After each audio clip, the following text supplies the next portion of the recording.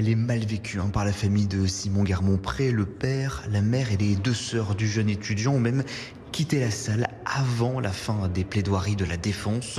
Le père de Simon, que nous avons interrogé au moment de son départ de la salle, explique être déçu de ne pas avoir la réponse du qui est responsable de la mort de son fils. Les raisons, pour nous, elles sont évidentes. C'est toute la machination en termes d'organisation de soirées d'intégration, qui sont des soirées alcoolisées. Notre fils, quand il est rentré en taxi devant notre maison, il était déjà plus dans un état normal.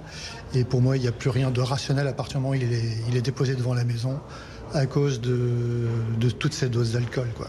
Tout au long de la journée, ce procès a été marqué par une vive émotion dans la salle du procès.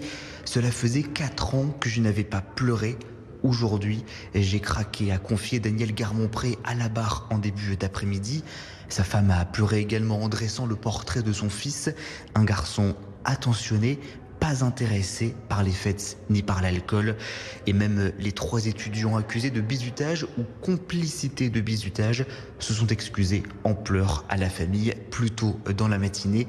Le procès arrive quant à lui à sa fin. Les avocats de la défense terminent donc leur plaidoirie. Le procureur, rappelons-le, a requis la relaxe pour tous les prévenus. Il n'y aurait selon lui aucun responsable dans cette affaire. Le jugement sera sûrement mis en délibéré par le tribunal.